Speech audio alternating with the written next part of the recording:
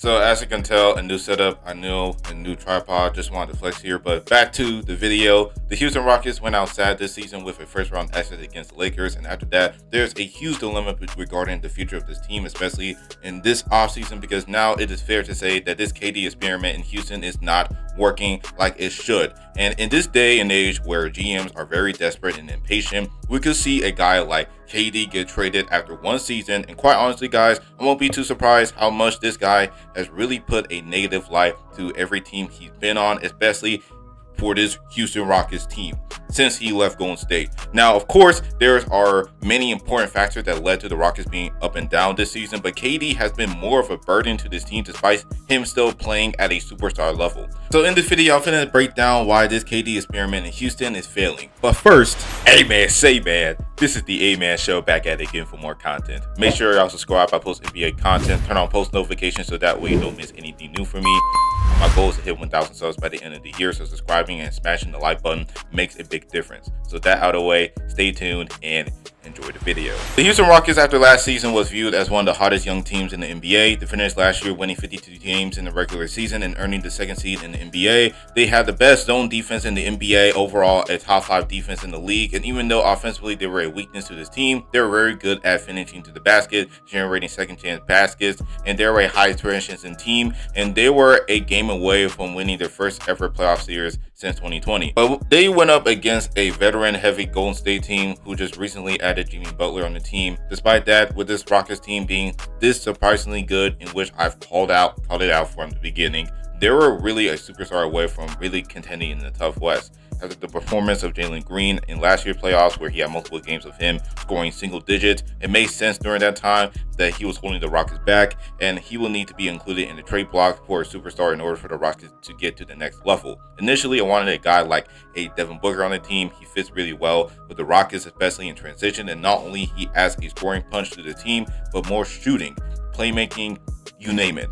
But instead, the Rockets went ahead and went with his teammate and Kevin Durant by trading Green along with Dillon Brooks and multiple first-round picks to acquire him. Even though I initially didn't like the trade because given his recent history of him being damn near a cancer to this team, it's KD, and he's a guy that the Rockets can rely on as far as getting a bucket. Then add in all the other moves they made, such as getting Clint Capella, another rim-protecting lob threat big, along with Dorian Finney-Smith, who was at the time one of the better 3-and-D role players in the game, and then the guys you have on the roster, and Amen Thompson, who's one of the best perimeter defenders in the NBA, along with being one of the most athletic and better finishers in the league. A very steady point guard, Fred VanVleet, who can space the floor and play defense. Alfred Sengun, who was compared to a baby Jokic and made his first All-Star appearance last year. And then add in guys like a Steven Adams, who's one of the best bruising big men, along with one of the best offensive rebounders in the game. You also have Tyree Eason, who has emerged into a really good 3-and-D player, along with Jabari Smith Jr. They have the makings to not only be a high-octane playoff team, but a dark horse contender in the tough West. But tragedy struck when Fred VanVleet in vacation tears his ACL, and then in the middle of the season, Steven Adams had a season-ending injury. Two of your most important pieces on the team are out for the season, and them lacking a point guard and a dominant offensive rebounder has really struck through throughout the season for the Houston Rockets. When Adams was playing, the Rockets actually had a top 5 offense and a top 3 defense in the NBA up until late January. And since then, they plummeted over time. The offense looked discombobulated. They couldn't run an efficient offense. Teams can simply pack the paint on Sengun and KD, and Sengun will unknowingly hold the ball so much so that the way that he scores and he goes about his offense is very disgusting at times. And hell, the Rockets without a point guard, it's so hard to watch them run their offense. They will give it to Sengun, in which he doesn't have the IQ to consistently generate open looks for his teammates, and KD at times have to run the offense, in which is never his game to orchestrate the offense like that. And hell, even Jabari Smith Jr. had to run the offense at times. And when Ime decided to put Amen Thompson as point guard, they actually had a very dominant winning record. Like, they were 14-2 when Amen dishes out 8 or more assists per game. But for some reason, Amen doesn't consistently do that. And talking to Ime Udoka, man, I genuinely don't know how he doesn't know how to run a fucking offense. Like, Not just him, but the last coach that just got fired recently with the Magic and Jamal Mosley, he can't even run an offense either. Ime relies too much on KD and Sengun to generate points without actually maximizing immense playmaking, and that opens up everything for this Rockets offense. But like I said, he doesn't even do it. And I think that immense lack of a consistent three-point shot has rendered him more as a rolling big rather than a guard that this offense actually needed. The worst stress of the Rockets season was the most pivotal part of the season, because this is when KD starts to show his true colors. Following the trade deadline and in the All-Star break, the Rockets were 10-9 with a +0 net rating. They ranked dead last in assist-to-turnover ratio during the time. The trio Durant, Sengun, and Amen Thompson were coughing up the ball nearly 10 times a game combined. Sengun most especially was not only mediocre offensively, but defensively, teams were just hunting him relentlessly in the post and in the pick and roll. And I gotta talk about both Smith Jr. and Eason, because man, the stress that they had was rough.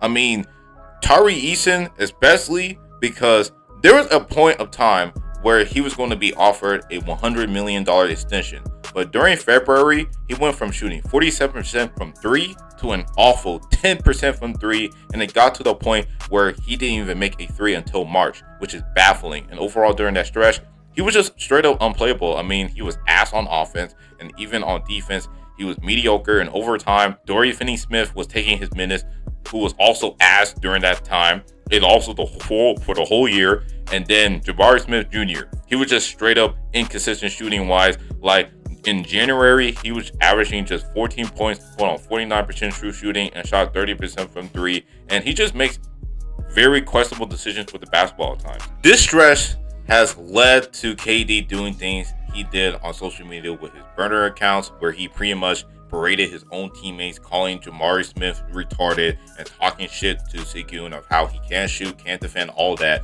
I mean, the most KD thing to do on social media. And while some of that is actually, the majority of that were true to a certain extent, and others like Jabari Smith Jr. responded to all that criticism, quote unquote, and became much better over this stretch. But you can just tell from the body language of this team, the constant fights during timeouts, it has made a damaging ripple effect. And this is not the first time that KD made the locker room this toxic. He did that in Brooklyn, where he refused to take ownership with his shitty performance against Boston 4 years ago, but instead he decided to blame Steve Nash and the GM Sean Marks and demanded a trade out there if both of them are fired. And with Phoenix, he constantly been getting after it with coaches and teammates and thinks he's higher than the team, while he's not wanting to take responsibility of being a leader. And get this, guys, it even got to a point where KD never spoke to Frank Vogel, who was the Suns head coach last year, in over a month. The crazy thing is that both teams were damaged beyond repair when KD left.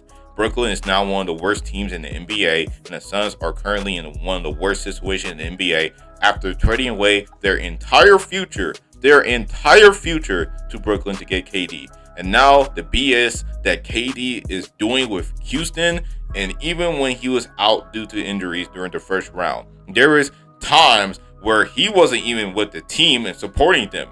We all know that KD is not a leader, and he will never be, but he doesn't want to be a follower as well, and that causes a rift with the locker room. And that's exactly what happened in Brooklyn, Phoenix, hell, even last year with Golden State. Now Houston is in a crossroads right now, because it is likely they're going to suffer the same fate as these two teams. Now, luckily, looking back at Golden State, they never had sufficient damage to the organization, because they managed a way to integrate a guy like KD, who's not a leader but not a follower, until the cracks start cracking too much. Pause. I feel like the Rockets don't realize what they got in a guy like KD. Sure, he's one of the best scorers of all time, and even at his advanced age, he's still able to give you 25 more points per game on elite efficiency. But it comes with a cost, and that's him being a cancer to the locker room. And even on the court, his presence has really stagnated the growth of both Sengun and Thompson. Everything slows movers towards KD mid-post touches. While he's efficient, it effectively neutered Amen Thompson's ability to run the fast break and play make. And you're paying a 26 point per game guy, but you're might be paying for it with a stalled growth of your 23 and other franchise cornerstones. Given KD's recent history with other teams, the Rockets may need to take note of that and make the decision from there of whether you want to keep KD or not this offseason, because at this point, KD's value is at an all-time low despite him being among the top 15 players in the league, and because he's too much of a cancer to deal with. So what should the Rockets do this offseason? Personally, I think trading away KD is the most logical move for the Rockets long term, because one, you don't have to deal with all the nonsense, the KD fouls, the burner accounts, and also his availability issues, especially at his age. And low-key, KD has been a black hole in offense at times. Now, there are 3 moves the front office can do this offseason. 1, they can trade for him for young assets and players, mainly 3 to 4 first rounders. You can stock up on picks to go after the next available disgruntled superstar who's not a cancer like KD, while your young core can grow and develop more. 2, you can get a younger star like Jaylen Brown, for example. I heard that he's growing frustrated with the Celtics and he's looking to get canned and go to another team based on his podcast streams. Boston gets a closer for Tatum. Houston gets a 29-year-old elite wing who fits the Amen and Sengun timeline perfectly. Or 3, you can go ahead and get Giannis, but it's by far the riskiest, because not only you have to trade KD, but you have to trade one of your young guys like a Sengun, Jabari Smith Jr., all of that, along with multiple first rounders, because Milwaukee is trying to rebuild and they need a overhaul for them to do that.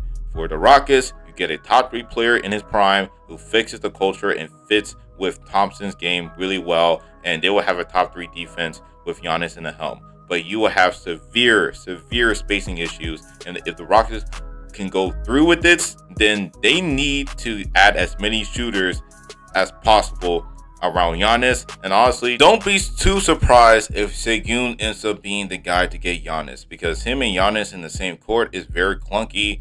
And Rockets fans know that both Sengun and Udoka have friction with each other, especially on his limitation on defense. This is the only scenario where trading Sengun makes absolute sense. If the Bucks are finally ready to move Giannis onto the Kumpo, the Rockets are one of the few teams with the assets to do that.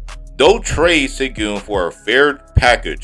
If someone offers you a couple of picks and a mid-tier starter, you hang up. But if trading Sengun is the key to landing Giannis, you have to do it. You move from a player who's currently being called one of the most overrated players in the NBA by his peers to a player who's a consensus top 3 talent in the world. But anyway, guys, that's the end of the video. Let me know on the KD situation. Should they move on from KD? Like I said, let me know, and make sure y'all smash the like button if you enjoyed this video, along with smashing the subscribe button as well too, and turn on post notifications. And that is all. Stay litty. This is the A-Man Show. Sign out.